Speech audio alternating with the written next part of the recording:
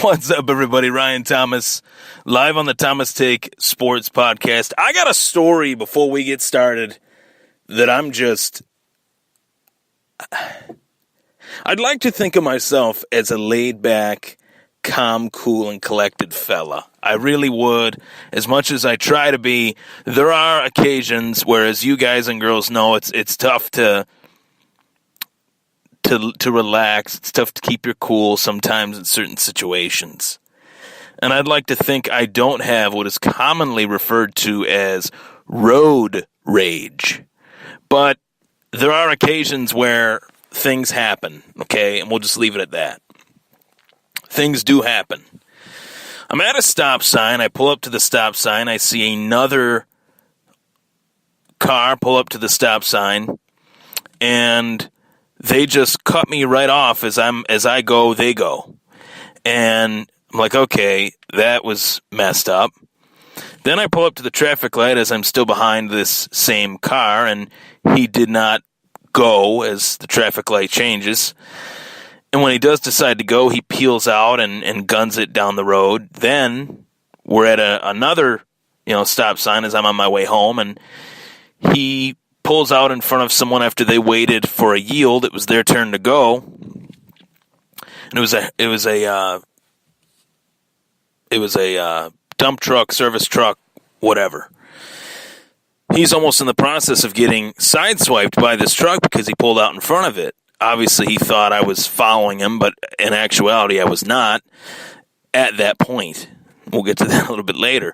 But the only reason why I would ever follow someone after they pull out in front of me and pull out in front of other people is that they're causing mayhem in traffic, causing mayhem in the streets, and endangering the lives of other people, myself included. And I do have a big problem with that. So in the process of me, finding out, seeing this and witnessing this, I'm like, well, now I am going to follow this person. I'm going to let them know, hey, you can't be driving like that. Not in a derogatory way, not in a vengeful way, not in a revenge-filled way either, just to let that person know, hey, man, you're driving a little crazy out there. Just be more careful. That's all I wanted to say. In the process of me walking into the establishment that he is in, turns around, looks at me, turns around, looks away, and shakes his head at me. So that leads me to say, do you drive by your own rules, or do you enjoy driving by your own rules? I said something to the tune of, do you enjoy driving by your own rules? That must be fun for you, or something along those lines. And then he proceeded to tell me that it was my fault that he was driving the way he was, that I somehow, crawled into his brain and made him drive that way. I don't know. But I then found out that it was somebody I went to high school with, someone that I didn't really know, that I was never really friends with. And the moral of my story is, small towns can create certain situations. And, maybe you'd hope that someone wouldn't drive this way, but you would also hope that they would take it that I'm just trying to help this guy out. I hope I never see this guy on the road again. I hope I never come across him on the road again, because he could have really hurt somebody, myself included. And maybe I could have just let it go. Maybe not. Most situations like that, I do let it go. But the way he acted when I confronted him on the way he was driving, it led me to believe that, hey, this guy really doesn't give a damn about anything. And eventually down the road, I would not be shocked, and I hate to say this, but I would not be shocked if I read something in the paper about him for any reason, especially one that alludes to him getting in a car accident or anything like that. I just hope that I'm thankful that I'm okay. I'm thankful that the other people are okay. I'm thankful that he's okay. But if he doesn't think that there's a problem with the way he was driving, chances are he won't realize there's a problem until something truly happens. And I hate to say that, but you never realize that there's a problem until you really see the full mistake come to fruition. And that's how I'm starting the show off today.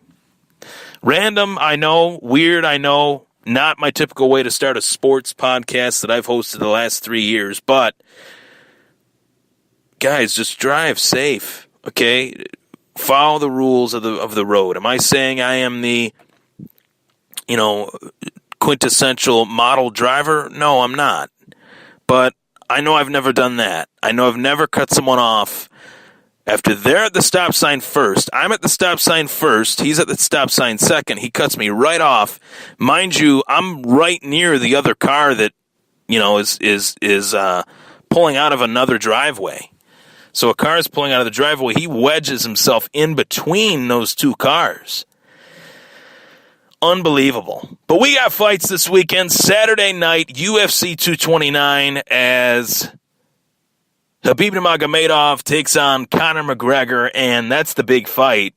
And per usual in mixed martial arts, when there's one big fight, there is other fights on the card that lead up to that are appetizing, that are fun, but fights nonetheless that are forgotten due to the fact that in this case, this is billed as the biggest fight, Khabib versus Conor. And when you have that, other fights fall by the wayside. When you have two big stars on an MMA card, other fights fall by the wayside.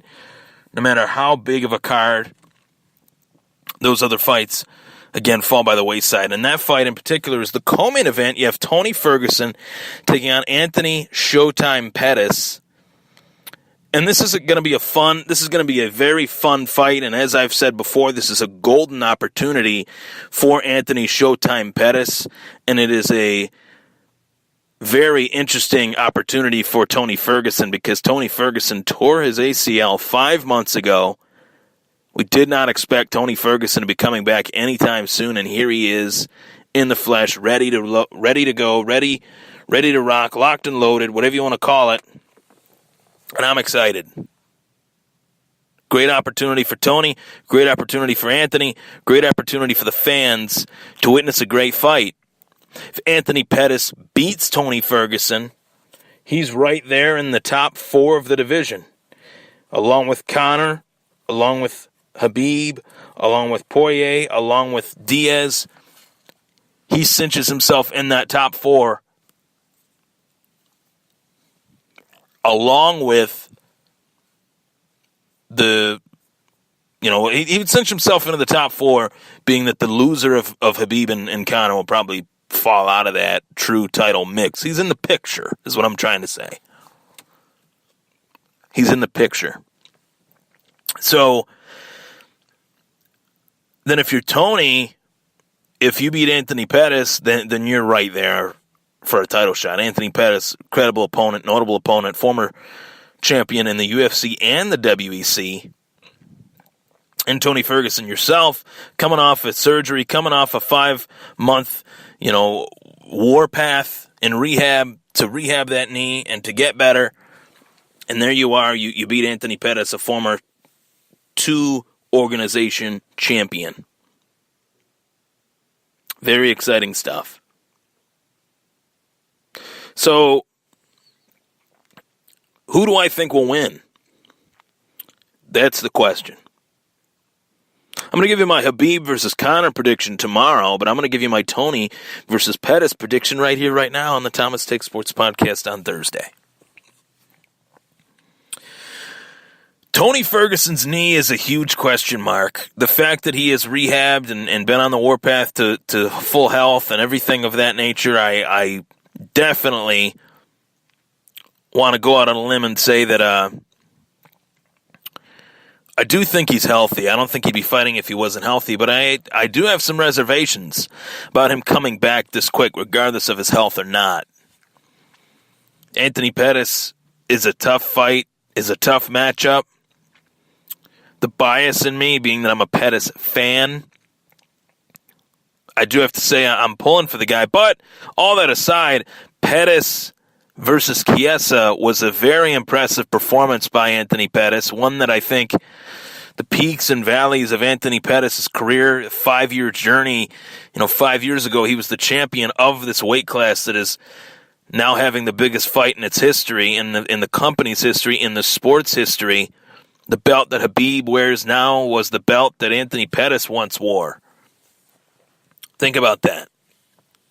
So the division has gone through many peaks and valleys, many different lineages. You go back, Anthony Pettis beats Benson Henderson for the title. Anthony Pettis loses that title to Rafael dos Anjos after defending it versus Gilbert Melendez.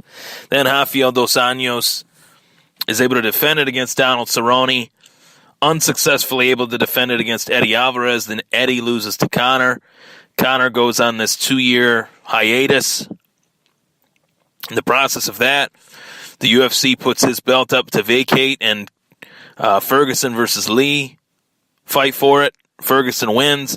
Then it's supposed to be Tony versus Khabib. And then Tony tears his knee. Then it's Khabib versus Iaquinta for the vacant title. Khabib wins, and now Khabib's fighting Conor. And meanwhile, Anthony Pettis has had plenty of losses along the way since he lost his title. Part of me thinks that of any fighter on UFC 229, Anthony Pettis is the one that is being scoffed at the most. And for that very reason, I think Anthony Pettis matches up with Tony Ferguson very well. It's just a matter of his weight cut, his mindset. His weight cut and his mindset, when they're on, he can have a championship caliber performance. And is Tony Ferguson fully healthy? That's my main doubt. I do think he is fully healthy, but is he fully mentally prepared to fight after the 5 months of complete war that he's gone through? Getting back to full health. Has he been able to train to his fullest capacity? I don't know those answers. So for those reasons, I'm going with Anthony Pettis for the upset. To really turn the MMA world on its head, to turn that lightweight division on its head even more than it already has in recent memory. Wow, what a victory that would be. I'm going with Pettis for Ferguson versus Pettis. Take care, everybody.